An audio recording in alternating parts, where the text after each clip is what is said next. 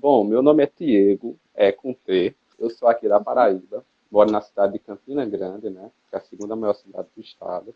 Eu tenho uns 29 anos e de formação eu sou biomédico. Trabalho em laboratório, essas coisas.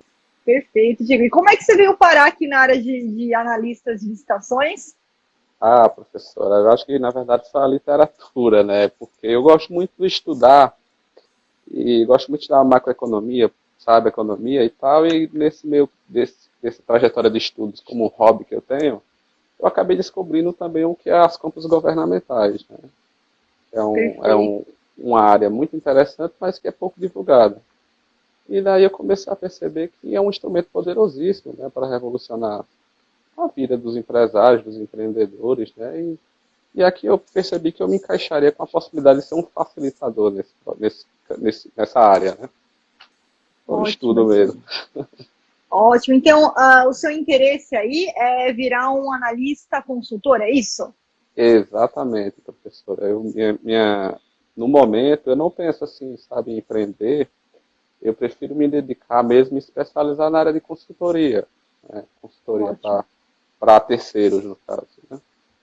Perfeito. E como é que tá aí? Você já prospectou algum cliente? Você está participando do nosso desafio? Sim, professora. Eu estou participando do desafio, concluí o curso e eu comecei a etapa de prospecção agora, né? Comecei a botar a cara no sol, como diz, né? E eu já Excelente. consegui fazer a prospecção de um cliente já certo, né, para fornecimento de material de armarinho, e estou em negociação das cláusulas contratuais com mais três clientes. Um cliente, Ótimo. sendo que é um cliente da área farmacêutica, um cliente com posto de combustível, fornecimento de combustível, e um terceiro cliente que eu estou tentando fechar para material de construção. Perfeito. E esses clientes aí são da sua região mesmo? Você fez uma prospecção da sua região Sim, para as peguei estações aí locais. Excelente. exatamente, na região aqui da minha própria cidade. Perfeito, excelente, excelente, Diego. Que bacana, já começou aí, então, já um cliente fechado e esses três em negociação que eu tenho certeza que vai alavancar para muitos outros, que você, a partir de Maravilha. agora, vai começar a colocar a mão na massa e já alcançar os seus resultados, né, Diego? Com Isso certeza, mesmo. professor. Avante, vamos lá. Perfeito, ótimo, Diego. Vamos lá, vamos em frente. E o que eu puder te ajudar aqui nessa mentoria, estou à sua disposição. Vamos lá. Eu queria primeiro, professor, uma dúvida que me fica, que eu ainda não fui para a parte prática, eu ainda não disputei nenhum pregão, sabe? Então, na parte de estudo, já concluí e vou atuar na prática. E a dúvida que me surge, aqui ainda não consegui esclarecer, é a questão de quanto tempo, um exemplo, estou na disputa, em quanto tempo, qual o tempo, espaço e tempo que eu posso fazer análise da documentação dos meus concorrentes. É só após a abertura da habilitação, aquele espaçozinho que tem até a fase recursal, ou eu tenho algum mecanismo para já sondando a documentação para ver se eu encontro alguma irregularidade do concorrente. Se eu tenho um espaço maior de tempo, é só esse espaçozinho de algum tempo, assim, tem que ser rápido. Perfeito, ótimo, Diego. Aí a gente vai ter a separação, tá? É sua pergunta. A gente vai separar ela em dois blocos. A licitação presencial da licitação eletrônica. Eu vou começar com a eletrônica, que hoje em dia é a que você provavelmente mais vai participar. Aí eu não sei se você já começou a prospecção dos clientes com a oportunidade, que nem a gente faz um desafio, que você já pega o edital, já manda os editais. Foi assim que você fez ou não? Exato, exatamente. Estou Foi assim negociando, que você já fez. apresentando algumas oportunidades para ele, já para Tá. apresentar algumas. Essas oportunidades são pregões eletrônicos ou você está fazendo outras modalidades também? Ou por enquanto pregão É, eletrônico? pregão eletrônico foi o que surgiu nesse Ótimo. momento. Perfeito, é o mais fácil para você participar sem ter custos, né, de translado, nem nada mais. Então, como é que funciona no pregão eletrônico, Diego? O que, que vai acontecer? Você não consegue identificar no pregão eletrônico quem serão seus concorrentes antes da licitação e quando o pregão iniciar e você for lá para a fase de disputa, no dia que está marcado, você vai ter as tarefas prévias que você já fez antes, você cadastrou proposta, documentos, mas no dia que tiver marcado, está marcado para abrir o pregão amanhã, dia 27, às 8h30 da manhã. Então você vai entrar lá e você não vai ter como saber ainda quem são os seus concorrentes. Então, não aparece o nome da empresa, nada, porque nesse momento, pelo pregão tentar ser mais transparente e impedir qualquer tipo de Conluio. empresas, isso, cartéis, conluios, para impedir esse tipo. Então, nem o pregoeiro, nem vocês que estão disputando conseguem identificar quem está participando. Então, quando que a gente vai saber quem participou? Só depois que terminar a etapa de lances. Então, depois que finalizou a etapa de lances, antes da gente entrar naquele desempate fictício, se houver, né, desempate fictício, é nesse momento que você vai saber quem foram os seus concorrentes, quem está em primeiro lugar, aí você vai saber o porte da empresa, você vai saber o CNPJ da empresa, e aí esse é o momento que você começa a trabalhar na análise estratégica dos seus concorrentes. Chega, então, o que você pode fazer já para adiantar, né? Você vai ter acesso à documentação do primeiro colocado, que quando o pregoeiro ele vai fazer a análise da habilitação, tá? Os documentos que foram inseridos no sistema, eles ficam públicos para os demais também, mas você já pode, como você vai ter já acesso ao CNPJ daquelas empresas, então o primeiro colocado você já pode fazer aquela análise que a gente ensina lá no módulo 8, verificar o SICAF, então você já consegue, né? Com o SICAF você já consegue ir lá, entrar, fazer aquela consulta pública, uma consulta pública, né? Você faz aquela consulta pública, né? Como a gente viu lá no módulo 8, da análise estratégica dos seus concorrentes. Então, o momento que você tem para começar a atuar a partir que terminou a etapa de lances até a abertura da etapa recursal. Então, muitas vezes esse tempo, Diego, você pode pensar, poxa, mas esse tempo é um tempo curto. Mas veja bem, o pregoeiro, ele também vai ter as etapas que ele vai ter que fazer. O que ele vai ter que fazer? Depois que terminar a etapa de lances, ele tem que fazer a aceitabilidade da proposta do primeiro colocado, ele tem que fazer a negociação do primeiro colocado, ele vai ter que analisar a documentação do primeiro colocado.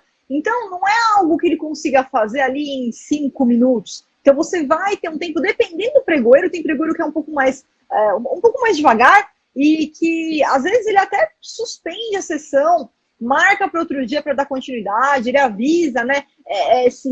Às vezes, tem muita coisa para verificar, às vezes, na parte da proposta, de repente ele até precisa de ajuda ali, surge uma dúvida, precisa abrir uma diligência, mas vamos supor que tudo vá bem, tá?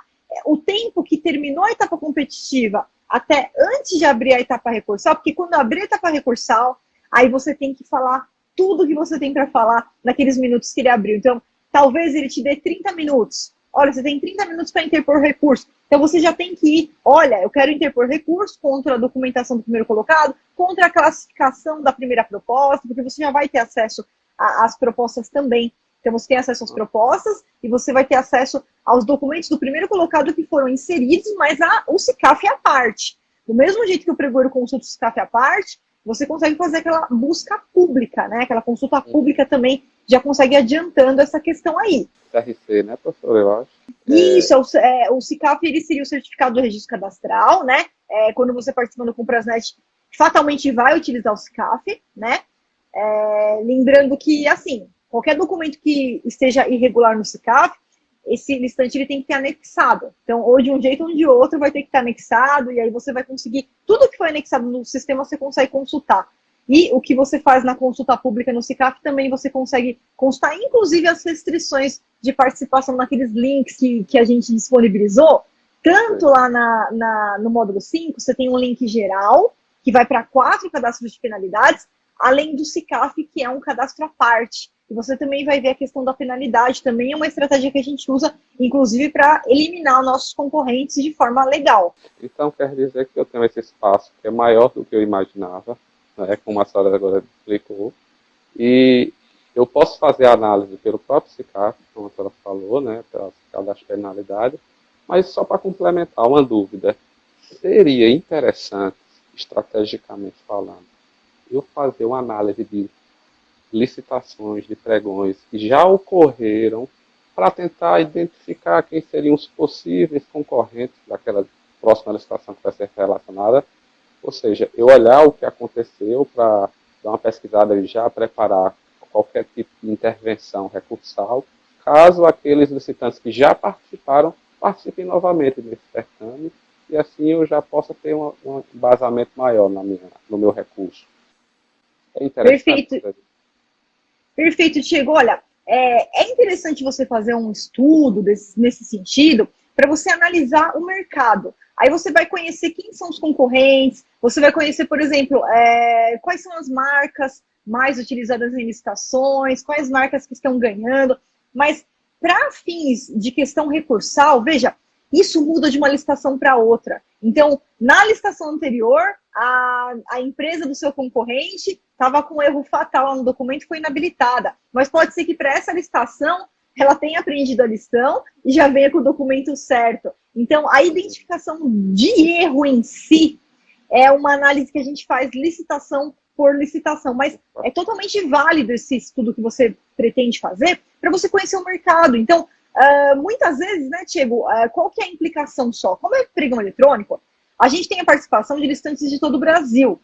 Então, a gente pode ter a cada licitação uma modificação dos participantes nesse sentido, mas claro, que tem licitante, por exemplo, tem a prefeitura aqui da minha cidade, que sempre contrata determinado material, e sempre as empresas aqui desse ramo, na hora que abre a licitação, eles se preparam para participar aqui dessa modalidade. Então, pode acontecer, mesmo sendo pregão eletrônico, claro, que os licitantes que já estão acostumados a contratar com aquele órgão, que eles fatalmente vão tentar participar todas as vezes. Então, você fazendo um estudo de licitações daquele segmento, licitações anteriores, tá? Mas só te dando aqui para você, assim, digamos assim, você não perder muito tempo também em algo que vai ser modificado, porque, de fato, cada licitação é uma licitação, cada nova licitação você pode contar com novos concorrentes, né, que não participaram das anteriores e vão aparecer agora, mas cada licitação a gente vai verificar os erros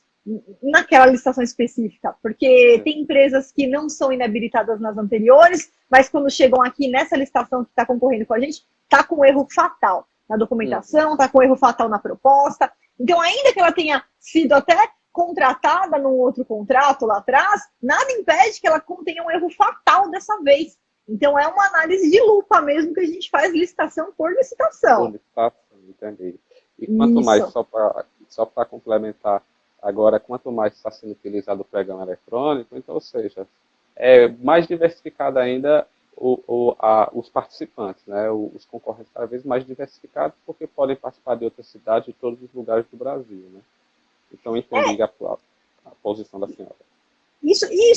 Mas isso que eu falei também, Tiago, vou te falar, isso é bem relativo. Tem muitos pregões que eu entro e eles estão desertos. Ninguém mandou proposta, não compareceu ninguém. Muitos outros que você entra e tem lá uma empresa participando. Então, assim, o movimento ele pode ser alterado de uma licitação para outra, né? Quando a gente fala assim na compra de produtos ainda, quando a gente fala de compra, a gente tem uma participação um pouco maior, porque a questão da compra e venda, você pode estar em qualquer lugar do Brasil, você pode ter clientes seus de qualquer lugar do Brasil, participando de licitações de qualquer lugar do Brasil.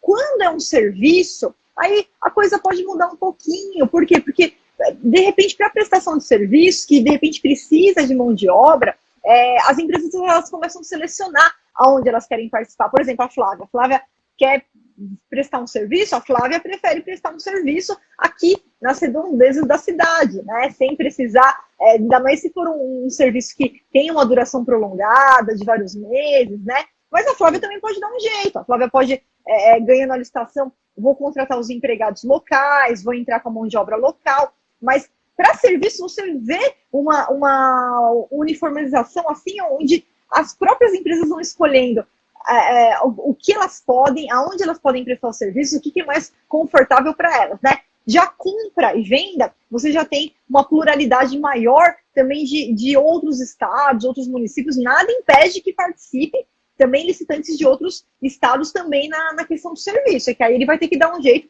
para o serviço ser executado lá no órgão que contratou, né? Ah, muito bom a informação, professora.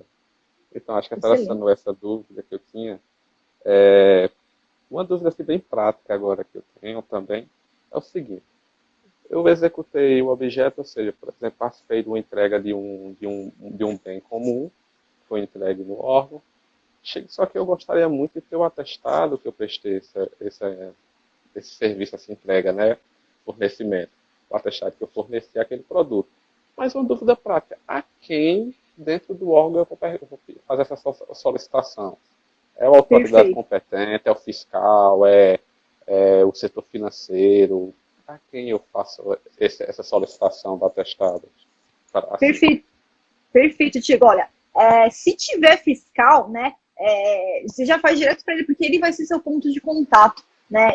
Às vezes a gente costuma pegar amizade, mas não digo assim amizade, mas o ponto de contato que a gente conversa mais, né, com o fiscal mesmo do contrato. Tem órgão que não tem fiscal, tem órgão que deixa o gestor e o fiscal na mesma pessoa. Então, tanto o gestor quanto o fiscal, na verdade, teria que partir já deles. Terminou, entregou o serviço, prestou o serviço, entregou o produto, já dá lá o modelo do atestado, já dá o atestado para a contratada, que é direito dela, né? Já emite o atestado, fez a entrega, tá tudo certo, tudo a contento, já emite o atestado, já entrega. Então você pode já pedir para o fiscal mesmo, para o gestor, né? Até às vezes, tá, Tiago? Vou até além. Às vezes, né? E isso daí vai depender também do serviço. Às vezes um serviço que nem eu presto muitos serviços de treinamento, então eu acabo fazendo amizade também com o pessoal do setor do RH, e muitas vezes é para lá que eu peço, e eles pegam, colhem a assinatura lá da autoridade competente, de quem quer que seja, e do representante legal, né? Geralmente a autoridade que tem competência lá para assinar os contratos, e já me mandam um atestado. Então, qualquer ponto de contato que você tenha no órgão já vai ser suficiente para você solicitar mais a figura correta. Vai ser realmente o fiscal, porque você vai estar em contato com ele. Sim, muito bem, professora. Mais uma dúvida complementar sobre isso. O Claro. fiscal, o nome do fiscal, ou do gestor do contrato, ele vem informado no edital, ou deveria vir informado no edital? Olha, hoje, Tiago, com a Instrução Normativa número 5, a gente teve em 2017 a Instrução Normativa número 5, e que ela trouxe algumas modificações na etapa do planejamento, coisa que a gente não tem muito bem detalhada lá na Lei 8666.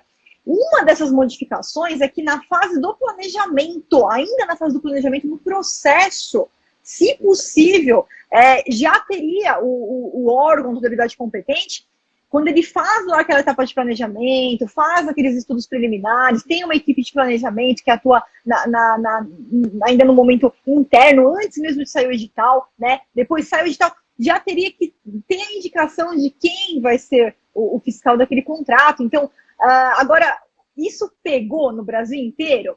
A gente sabe que a Instrução Normativa número 5 é uma instrução feita para a administração pública federal, com o arcabouço dos órgãos federais. Então, assim, eu sempre oriento meus alunos, que são servidores, a seguirem também essa Instrução Normativa número 5, porque ela foi muito bem elaborada. Então, quem estiver seguindo a Instrução Normativa número 5, já vem nos autos do processo até, possibilitando que já tenha a indicação de quem será. Mas se não tiver, não tem problema.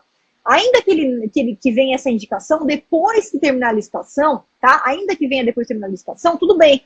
Mas em algum momento, no momento que a gente vai começar a execução do contrato, principalmente se for um serviço, aí a gente tem delimitado quem vai ser o fiscal, mesmo porque vai ter que, geralmente eles pedem até um preposto, se é serviço, eles pedem até um preposto aí do contratado, uma pessoa que fique responsável para falar com o fiscal, no caso de acontecer lá algum descumprimento, alguma coisa, ele tem que pedir o contrato, tem alguma cláusula do contrato que não foi cumprida direito, sempre vai ser a relação entre o fiscal e o preposto. Então, ainda que venha depois da licitação, você vai ter acesso, né, a esse fiscal. Agora, se é uma entrega, se é uma compra, muitas vezes você tem a entrega, você vai receber nota de empenho, você vai receber a ordem de compra, ou vai formalizar um contrato, né, dependendo da compra, e você vai ter que seguir aquele prazo de entrega. Então, quem for receber, né, a pessoa que vai receber, que vai fazer esse recebimento, ela vai dar um ateste, né? Olha, recebi o produto, e tudo isso é documentado nos autos do processo. Então, qualquer dúvida que você tiver, pedindo vista aos autos do processo, você tem acesso a tudo, você tem acesso a quem recebeu, a quem deu o ateste, né? Então, isso vai ser público o tempo todo. Mesmo que já terminou o contrato, continua sendo público. Ah, entendi. E complementando essa minha dúvida, que era o seguinte: quando é emitido a nota de empenho, o documento equivalente, esse documento, por exemplo, eu sou analista de um empresário e eu tenho uma procuração com poderes para representar esse empresário. Depois de eu ganhei o processo de licitação, quando foi emitida a nota de empenho, será emitida para o empresário ou será emitida para mim, que no caso seria o representante de procuração? Para onde vai essa nota de empenho? Para mim ou para o empresário? Perfeito. Geralmente vai para o empresário. Por quê, Diego? Porque a relação da administração pública não é com você. Você foi o representante dele naquela licitação. Mas a relação é sempre com a pessoa jurídica que ganhou a licitação. Então, com o seu cliente. Então, claro, nada impede, você vai colocar os dados, né? Nada impede que também seja incluído um e-mail seu também para esse recebimento, mas o ponto de contato, né, o contrato que é fechado entre a administração é com a empresa. Você foi um representante, você prestou serviços para aquele empresário, tá? Mas o ponto de contato tem que ser entre a administração pública e esse CNPJ, esse empresário que ganhou. Por quê? Porque se amanhã ele pega e fala, mas eu não recebi, né? Porque onde que estão essas regras? Essas regras já vêm desde o começo no edital. Como que vai ser a formalização do contrato? A gente vai ter que fazer um contrato que vai ter que ser assinado. Não. A gente simplesmente vai emitir um empenho e esse empenho vai ser enviado. Como é que vai ser envio? Vai ser por e-mail? Vai ser por ofício? Vai ser por carta? Então, o edital tem que trazer essas regras, de forma que se isso não tiver, né, essas regras não estiverem no edital, ou pelo menos na minuta do contrato, que deveria ser um anexo obrigatório do edital, a gente pede esclarecimento, a gente entra com uma impugnação para ter acesso. Como é que vai se dar essa formalização? Vai ser um contrato assinado? Se for assinado, como que vai ter que ser essa assinatura? Vai obrigar a assinar aí no órgão ou pode ser uma assinatura por certificado digital? Tudo isso eu tiro dúvida, porque tudo isso entra na proposta. Porque se eu tiver que, é um município que fica a 100 quilômetros daqui, então eu tenho que calcular, isso aí também entra no meu custo. O meu translado até lá para fazer a assinatura do contrato, se ele não modificar, se ele não permitir que seja uma assinatura por certificado digital, né? Tudo isso. Às vezes eu chego até a argumentar com o órgão público, né? Quando eu recebo e tem uma questão dessa, eu falo, olha, só que é o seguinte, você está a 200 quilômetros, eu vou ter que ir até aí para assinar o contrato, isso daqui vai ficar inviável, por que você não modifica, permite a assinatura por certificação digital? E muitos escutam, né? Então, nesse caso, você faria uma impugnação, né? Também nesse sentido. Então, todas essas regras, Diego, elas já vêm no edital e nos seus anexos, mas o ponto é, o negócio agora, depois que se ganhou a licitação, formalização contratual, os envios dos empenhos, os envios das ordens de fornecimento, é sempre o governo com o seu cliente. A respeito, meio que a professora Flávia já deu uma introdução sobre uma pergunta que eu tenho aqui, que foi justamente essa questão de já vir definir o fiscal e o gestor do contrato, que deveria, segundo a instrução normativa, já deveria vir definido, mas como você disse, tem muitas coisas que no interiorzão do Brasil, no Brasil profundo, não pega, né? Não é uma coisa que, infelizmente, os servidores estão capacitados para pôr em prática. E eu queria perguntar a respeito de uma coisa. Sobre essa questão dos conceitos, né, dos princípios, entre eles da sustentabilidade nas contas governamentais. Eu queria saber assim, porque eu não consigo enxergar ainda, na realidade onde eu vivo, ainda, apesar da minha cidade ser uma cidade com 500 mil habitantes, ou seja, uma cidade de pequeno, médio porte, né, eu não vejo ainda assim ser tão exigido esses critérios, as contas verdes. Por exemplo, eu tenho um amigo que ele tem uma empresa que faz energia solar, essas placas fotovoltaicas, sabe? Mas a gente percebe ainda uma escassez muito grande de processos licitatórios aqui na Paraíba que tivessem projetos que englobassem também, por exemplo, a compra. Realmente é interessante estudar isso, professora, sobre esse mercado das compras sustentáveis do governo, ou é uma coisa que está engatinhando ainda, é uma coisa muito, muito pequena? Não, eu acho que vale muito a pena, Diego, o estudo. Por quê? Porque anteriormente a gente podia falar que realmente, olha, tá engatinhando, mas desde 2010 a gente teve alteração lá no artigo 3º da Lei 8.666, que muito mais que um princípio, virou um objetivo da licitação. Então, antes, o que a gente pensava, apenas um princípio, estava engatinhando, mas desde 2010 quando o legislador trouxe isso para a cabeça, né, para o caput do artigo 3º, ele trouxe como objetivo. Antes a gente tinha só 2 objetivos na licitação, em 2010, que era obter o menor preço e dar a possibilidade de todos participarem. Mas não, depois veio exatamente esse critério da sustentabilidade em todos os sentidos, né?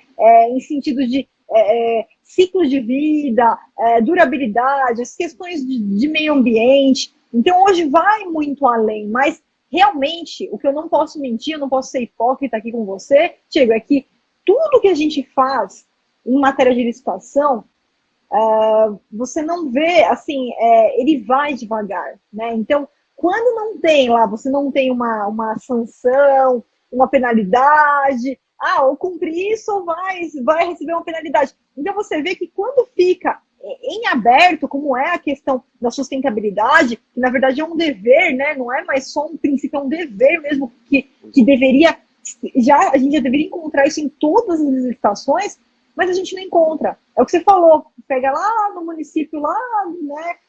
Não tá, o pessoal ainda está se adaptando para conseguir usar a internet muitas vezes, né? Não, sem brincadeira. É verdade, depois do que aconteceu agora em 2020, né, com esse estouro, nossa, o que eu recebi de servidor totalmente desesperado, porque eles não tinham ainda nem sequer implantado o pregão eletrônico, de que já desde 2005, já vem todos os tribunais fomentando a utilização. Então, tudo, né, não tem como a gente mentir, falar que pegou no Brasil inteiro, porque você realmente não vê essa realidade. Na teoria é uma coisa, e essa questão da sustentabilidade, na prática, é outra coisa. Então, se você se aprofundar nos estudos, você vai encontrar vários doutrinadores, professores, que eles têm um entendimento que você pode impugnar edital, você pode entrar com denúncia, porque é um objetivo, não é só um princípio, é um objetivo que, na verdade, é um dever, né, do administrador, quando ele vai fazer edital, ele acoplar também essas questões. E aí entra a questão, né, mas é custo-benefício, mas é uma balança, porque às vezes você paga mais caro numa coisa, mas que ela vai ter uma duração, vai ter um ciclo de vida muito maior, né? E é mais amistoso ao meio ambiente, e sendo que eu creio que esse será um debate que cada vez mais vai ter palco dentro das contas públicas, porque é uma realidade já, né? Um debate mundial, é uma coisa que não só cabe ao Brasil. É um novo paradigma, que são as contas sustentáveis, e que, inclusive, se eu não me engano, a questão da Lei Complementar 123 também trata de sustentabilidade, né? Porque sustentabilidade não é só a questão da compra verde, mas também de um desenvolvimento de arranjos produtivos locais. Isso também engloba o conceito de sustentabilidade. Isso, exatamente, porque a gente está falando aqui, né, na verdade, de políticas públicas, né? Então, a Lei Complementar número 123, ela traz todo o estatuto das micro, das pequenas empresas, mas isso também é considerado a questão do fomento regional, né? Dos empresários regionais, né? Então tem até uma possibilidade de, se o edital trouxer essa possibilidade de ter lá um auxílio aos microempreendedores lá da região, tem um favorecimento lá de até 10%. A legislação traz todas essas políticas públicas, né? Que a gente pode considerar um conceito global, sim, de sustentabilidade, sem dúvida. E eu acho muito interessante essa questão desse incentivo aos arranjos locais. Eu acho extremamente moderno. A gente vê que existe realmente um avanço nas compras, essa acessibilidade que o governo também, né, com essas leis, de incentivar os pequenos produtores, que é essencial, né? Professora, agora sim, eu queria saber um pouco mais sobre as questões dos contratos de prestação de assessoria. Tem uma coisa que eu tenho uma dúvida, sabe, professora? Por exemplo, qual seria uma forma de firmar em contrato com um cliente se esse cliente, por exemplo, a gente acorda de que eu vou ser o analista, por exemplo, ele tem 2 ramos de negócios diferentes, e eu vou ser o analista desses 2 ramos de negócio deles. Eu vou firmar um contrato com ele de que eu vou receber durante 6 meses X, digamos, R$500 durante 6 meses, por exemplo, né?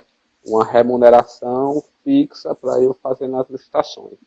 Além dessa remuneração fixa, eu vou ganhar uma pequena porcentagem sobre o lucro, sobre a venda. Como é que eu vou firmar para ter uma segurança jurídica? Como é que eu vou firmar no contrato essa questão da porcentagem? Porque essa porcentagem ela pode variar de licitação para licitação. Tem licitação de R$ 1 milhão que eu vou precisar só de 0,1% daquele valor de comissão. Enquanto há licitações com valores menores que eu vou precisar de uma porcentagem maior. Sabe? Como é que eu poderia firmar isso? Perfeito. Então, aí tem duas opções, Diego. Você pode deixar até assim um contrato padrão na questão da mensalidade e você já pode trazer a própria previsão do percentual de acordo com os valores. Então, por exemplo, ó, licitações até 1 milhão, o percentual vai ser tanto. Licitações de 1 milhão até 5 milhões, percentual tanto. Então, você poderia trazer algumas linhas, né? Uma primeira possibilidade, você já poderia, se o seu cliente concordar com isso, tá? Se não, você pode fazer um contrato de mensalidade e combinar o percentual caso a caso, ainda que você tenha que formalizar um contrato a cada licitação que você vai ganhar. Eu tô falando isso depende do seu cliente, porque eu sei que tem cliente que é chato, né? E tem cliente que aceita. A gente já desenvolveu um patamar, tá? Porque o mais fácil, né, você trabalhando com percentuais, é você já estabelecer até as linhas que você acordar com ele. Então, olha só, você já coloca isso desde a sua proposta, inclusive, quando você vai mandar a proposta para ele, se você der a oportunidade dele de repente, escolher os planos de trabalho que você vai atuar, deixa ele escolher o plano de trabalho, e esse plano de trabalho você vincula lá no seu contrato por linhas. Então, olha, de 1 milhão, de licitações de 80 mil até 1 milhão, o percentual é X. Licitações de 1 milhão e um centavo até 3 milhões, preço, comissão Y, tá? Então, você pode abordar com linhas. Inclusive, não sei se você chegou a ver, a gente colocou essa semana aí no módulo 9, que é um módulo especial para o pessoal que está fazendo o desafio, e lá a gente trouxe até esses modelos, e a gente está incluindo lá também modelos de propostas que ainda não deu tempo, a gente está fazendo aqui em conjunto, e a gente vai liberar ainda essa semana lá no módulo 9 também. Muito bacana. Dei uma olhada assim no módulo 9 lá e ele está espetacular. Muito interessante. Como sempre, né? A professora faz com muito carinho e dedicação o conteúdo lá, que é essencial para a gente aprender esse universo. Ai, que bom, Diego, que bom. Muito obrigada. Bom, mas eu vou fazer mais uma dúvida que eu acho que falta pouco tempo, né, professora, para a gente encerrar a live, né? Tem ainda mais de 10 minutos ainda, chega. Mais de 10 minutos, né? Isso, bom, isso. Eu queria saber, aqui é uma questão que eu deixei para o finalzinho, que eu queria saber mais da sua história. Como é que, professora, quando você começou a oferecer seu serviço de assessoria, o que a senhora levava para o cliente? A senhora levava um edital, ou preferia guardar o edital? Porque tem muitos clientes assim que eu percebo que ele gosta de ficar colhendo informação. Me diga isso, me diga aquilo, me diga aquilo. Mas quando é para falar mesmo da coisa profissional, de fechar, ele fica, não. Né? Fica querendo saber muito se é natural isso. O que você faria? O que você fazia no começo, por exemplo? O que você levava para um cliente? Levava uma relação de item? Ou levava um edital antigo, um edital aberto? Como é que você fazia no começo? Perfeito. Diego, olha, é que lá no começo nem existia licitação eletrônica, né? Então, assim, você tem duas formas. O que a gente tem que levar em consideração aqui são duas coisas diferentes, né?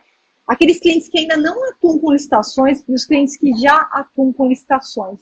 Porque aí a forma da prospecção, a forma de abordagem é diferente. Inclusive, foi uma aula que foi incluída hoje no módulo 9, que eu trato exatamente para auxílio desse manejamento dos clientes que não atuam e dos clientes que já atuam. Por quê? O cliente que não atua, você tem que, sem dúvida nenhuma, levar os editais. Não precisa nem levar o edital inteiro, mas você teria que levar, pelo menos, a questão da oportunidade, tá? O serviço que ele presta, você tem um aí que é a parte de armarinhos, né? Você falou. Então, você pegou lá o edital, confecção dos armarinhos. Então, primeiro ponto que ele vai surgir a dúvida dele. Será que eu consigo entregar esses armários que o órgão pede? É um armário que eu costumo fabricar? Então, o edital, ele traz essas informações aonde? No termo de referência, você tem as especificações daquele objeto, tá? Se o orçamento for sigiloso, você não vai encontrar no pregão eletrônico o valor, mas tem muito pregão que já traz o valor também. Então, isso é importante também para você não saber. Olha só, nessa licitação, e aí não precisa nem ser um edital que vai acontecer, um edital futuro. Você pode entrar lá no painel de preços e você pode pegar editais que já passaram. Então você fala, olha só, esse aqui, ó, você tem lá a relação, você tem a descrição da ata, esse armarinho aqui, ó, olha o valor que foi vendido, né? Olha aqui esse outro exemplo. Então, quando o cliente, Diego, não participa de licitação, tá? Você tem que trazer a oportunidade para ele, porque ele não sabe nem do que você está falando. Ele provavelmente não sabe. Né? Ele não sabe nem o que é licitação. Você vai ter que explicar para ele de uma forma muito sucinta que o que é uma oportunidade que ele tem de ter o governo como cliente dele, o maior consumidor que o Brasil tem, mas ele vai faltar a concretização. Por isso que a gente leva, não digo para você levar o edital inteiro, porque não tem também cabimento você chegar lá com um edital de 30 páginas e tentar mostrar ali alguma coisa para ele. Ele pode até, de repente, se assustar, né? Mas a questão da oportunidade, olha, esse objeto, é o objeto do seu segmento. Então você pode fazer isso não somente com licitações futuras que estão agendadas, que vão acontecer. Você pode fazer essa análise com licitações passadas. Você tem tudo na sua mão no painel de compras ou no painel de preços. Todas as licitações que ocorreram. Você faz uma busca por objeto. Você vai chegar em várias licitações. Olha aqui, ó, nesse órgão aqui, olha só, foi esse objeto que você vende nesse segmento. Olha, eles fizeram uma compra aqui, olha aqui esse valor, R$200 mil. Olha essa outra aqui, eles fizeram essa outra compra aqui, valor de 300 mil. Olha nessa outra uma compra menor, R$80 mil. Se você preferir, de repente o cliente se assusta, ele não quer valores muito altos. Então, no cliente que não participa, a prospecção que você tem que fazer, Diego, quando você marca a reunião com ele, é realmente trazer as oportunidades, os benefícios que ele tem para entrar. Agora, quando o cliente já participa, né, aí a abordagem é um pouquinho diferente, né? Eu até coloquei lá no módulo 9 como é que você vai fazer essa abordagem, porque você não precisa trazer para ele a oportunidade, ele já sabe que aquela oportunidade é lucrativa. Na verdade, vai muito mais de você apresentar o seu conhecimento, ele ter segurança no que você vai ali falar para ele, porque ele vai tirar as dúvidas, ele vai, de repente, tirar alguma dúvida. E olha, Diego, eu vou te falar a verdade, não tem vergonha nenhuma, assim. Um ponto que eu vejo que bloqueia muito, né, que me bloqueava lá no começo, e que bloqueia muitos alunos, é o seguinte, olha, ninguém nunca vai saber todas as respostas do mundo para uma licitação. Então, não tem que ter medo, mas eu vou conversar com o cliente que vai fazer uma pergunta e eu não vou saber responder. Você não tem que ter esse medo, porque ninguém é uma enciclopédia viva que tem todas as respostas para a licitação é um quebra-cabeça. A gente vai preenchendo as peças ao longo da nossa jornada. E esse é um quebra-cabeça que, na verdade, você vai ter... Eu estou há 22 anos trabalhando com licitações e eu ainda estou preenchendo esse quebra-cabeça. Porque um dia você descobre uma novidade aqui, outro dia você descobre uma novidade ali. Então, não tenha medo, de repente, porque uma coisa eu te falo, ele dificilmente vai saber mais que você. Dificilmente ele vai saber mais que você. Se você está falando aqui que você já fez, que você participou, você já fez todos os módulos, muito dificilmente ele vai saber mais que você. Então, por que eu estou te garantindo isso, Diego? Porque eu trabalho com analistas que muitas vezes, quando eles chegam até mim, eles já trabalhavam há 10 anos na área de licitações. Aí eles fazem o curso e falam, poxa vida, eu não sabia disso aqui. Se eu soubesse disso aqui, eu não teria perdido tanta licitação que nem eu perdi lá atrás. Porque a maioria tenta com a cara e a coragem e acaba o aprendizado deles sendo na prática. Então fica uma lacuna muito grande. O cara sabe operar o sistema, ele sabe entrar lá, dar o lance, mas ele não sabe todo o resto, ele não sabe analisar documento, ele não sabe analisar se o pregoeiro cometeu algum erro. Então não tenha medo, se de repente surge uma pergunta ali que você não sabe responder, tranquilo, meu amigo, tranquilo, eu vou verificar essa informação aqui para você, tá? Então não é isso que tem que te impedir, a gente tem que o quê? A gente tem que partir para resultado, né? O que importa é o que o seu conhecimento vai trazer de modificação no faturamento daquele empresário. Quantas licitações que você vai começar a ganhar para ele que ele estava perdendo? Por isso que a gente pega lá uma forma de abordagem, a gente pegar uma ata e entrar em contato do segundo colocado ao último, aqueles que perderam a licitação, não quem ganhou a licitação, mas aqueles que perderam a licitação. Muito interessante essa abordagem também. Professora, eu acho que daria para fazer mais uma perguntinha, né, professora? Claro, dá, tranquilo, Diego. Pelo direito público, é permitido, por exemplo, eu perdi uma licitação, mas eu gostaria de acompanhar a entrega daquele objeto. Eu tenho acesso, por exemplo, ou então o exame da amostra. Eu posso acompanhar, verificar com o produto, Porque muitas até por conhecer o produto também, para ver qual é a marca, como foi que funciona. Tenho esse direito, posso ter esse acesso? Pode, deve, a hora que você quiser. Todos os atos, seja no momento da licitação, seja no momento do contrato, eles são públicos para o cidadão. Então, ainda que você não tenha participado, Diego, daquela licitação, não tem problema. Você, como cidadão, você tem o título de eleitor, você é um cidadão. Então, você tem direito a pedir vistas, a análise de amostra, muitas vezes, Diego, é claro, né? Que quando a gente fala em análise de amostra, um erro muito comum na análise de amostra, Diego, quando o edital exige amostra, que ele vai exigir do primeiro colocado, ainda que você, por exemplo, vamos supor que você nem chegou na fase de amostra, por algum outro motivo você foi desclassificado anteriormente, né? Enfim, essa análise dessa amostra, ela tem que ser pública para quem quiser ver. Então, esse é um erro muito comum dos órgãos que, na hora que eu pego o edital, ele exige a amostra e o edital não traz como que vai se dar a análise dessa amostra, você já entra com pedido de esclarecimento ou até com uma impugnação. Porque tanto o licitante que vai ter a amostra analisada quanto os demais licitantes, eles têm o direito total de acompanhar. Então, vai fazer a análise da amostra, vamos testar o quê? Vamos testar o toner da impressora, vamos ver quantas páginas que ele vai imprimir. Tem que ser pública, tem que ser marcado de horário onde os licitantes eles podem ir lá e eles podem acompanhar. Ainda que seja um pregão eletrônico, quem quiser acompanhar, tem o direito de acompanhar a análise de amostra, sem dúvida nenhuma. E a fiscalização do contrato também. A fiscalização do contrato também. A qualquer momento você pode pedir vistas ao processo. Você tem toda a ordem cronológica, tudo documentado, de cada das etapas, o que foi cumprido, o que não foi. Tudo isso é público. Ah, sensacional. Professor, é muito importante saber isso. São esses tipos de informação que faz com que um cidadão consciente melhore a sua própria sociedade, né? Então, desde que eu comecei a fazer o curso, eu comecei a ter esse olhar até mais republicano mesmo, de que é essencial esse tipo de conhecimento, entender sobre o direito público, e o conhecimento que você passa para a gente, isso aqui tem uma função social gigantesca. Infelizmente, né, poucas pessoas conhecem e têm domínio sobre esses temas, mas que qualquer sociedade avançada tem cidadãos treinados. E eu acho que é isso, de certa maneira, o trabalho de formiguinha que a SESC faz. Fazer com que a legalidade prevaleça dentro da administração pública. E eu acho isso sensacional. Sou seu fã, viu?